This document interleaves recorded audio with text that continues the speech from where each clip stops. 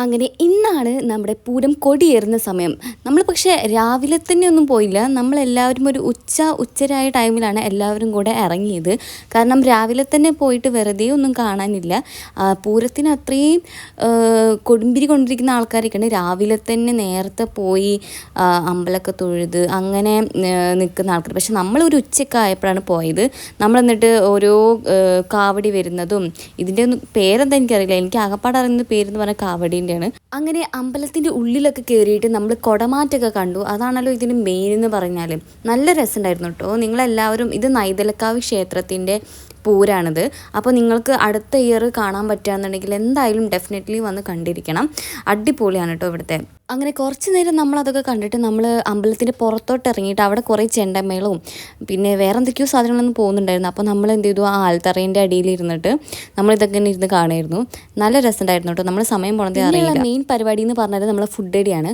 അപ്പോൾ നമ്മളിങ്ങനെ വെറുതെ അതിൽ കൂടെ നടന്നിട്ട് അവിടെ കാണുന്നതെല്ലാം നമ്മൾ വാരി വലിച്ച് കഴിക്കും. ഫസ്റ്റ് നമ്മൾ കഴിച്ചതെന്ന് വെച്ചാൽ ഈ ഒരു പൊട്ടറ്റോ റോളാണ്. അവിടെ സൈഡ് അരികിൽ ഇങ്ങനെ കുറേ ബജ്ജി ഐറ്റംസും ഇങ്ങനത്തെ സാധനങ്ങളൊക്കെ വിൽക്കുന്നുണ്ടായിരുന്നു. അപ്പോൾ നമ്മളെല്ലാവരും അത് കുറേ വാങ്ങിച്ചിട്ട് ഇങ്ങനെ ഓരോരുത്തർ വരും. നമ്മൾ അറിയുന്ന ആൾക്കാരെ കാണുമ്പോൾ അവർ നമുക്കിങ്ങനെ ഓരോന്നും വാങ്ങിച്ചിട്ടും നമ്മളിരുന്ന് കഴിക്കും.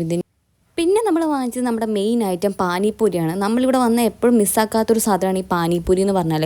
ഈ അക്കയും ചേട്ടനുമാണ് വീട്ടിലുണ്ടായിരുന്നത്. അവർ നല്ല അടിപൊളിയായിട്ട് നല്ല പ്ലസൻ്റ് ആയിട്ടുള്ള രീതിയിലാട്ടോ ഉണ്ടാക്കി. എനിക്ക് അത് ഭയങ്കര ഇഷ്ടപ്പെട്ടു. അവർ the way they sell the product. അല്ല, അവരുടെ പാനിപ്പൂരി ആയാലും അതേപോലെ തന്നെ അടിപൊളിയായിരുന്നു. നല്ല ടേസ്റ്റ് ഉണ്ടായിരുന്നു അവരുടെ പാനിപ്പൂരി.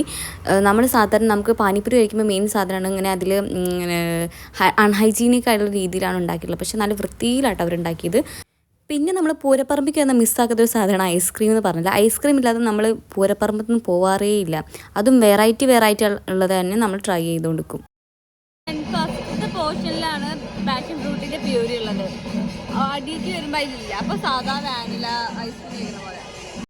പിന്നെ നമ്മൾ അവിടെ ഇരുന്ന് ഇങ്ങനെ അവിടെ വരുന്ന ഓരോ കലാരൂപങ്ങളൊക്കെ ഇങ്ങനെ കണ്ടുകൊണ്ടിരിക്കുന്ന ടൈമിൽ ഞാൻ കണ്ടൊരു കുട്ടീനെ കാണിച്ചേ. നല്ല അടിപൊളി ക്യൂട്ട് കുട്ടി. എനിക്ക് കണ്ടിട്ട് അതിന് കവളിങ്ങനെ ആ കലിങ്ങനെ പുതിയതായിട്ട് വന്നിട്ട് കുറച്ച് നേരം ആയതുകൊണ്ട് തന്നെ നമ്മൾ അവിടെ കടയിൽ കയറിയിട്ട് നമുക്ക് വെറുതെ ആയിക്കൂടെ നടന്നപ്പോൾ 2-3 സാധനമൊക്കെ വാങ്ങിച്ചിട്ട് നമ്മൾ എല്ലാവരും കൂടെ തിരികെ വീട്ടിലോട്ട് അങ്ങോട്ട് നടന്നു. എല്ലാവരും ഓൾറെഡി ടയേർഡായിട്ടായിരിക്കുന്നുണ്ടായിരുന്നത്. പിന്നെ അതാ നമ്മുടെ ജോഷു എന്തൊക്കെയോ തോക്കൊക്കെ വാങ്ങിച്ചിട്ടായിരുന്നു. അതുകൊണ്ട് നമ്മൾ ടിഷ്യൂ അടിച്ചിങ്ങനെ ഇതാക്കിയിരുന്നു. അപ്പോൾ അത്രേ ഉള്ളൂ ഇന്നത്തെ വ്ളോഗ്. Bye guys.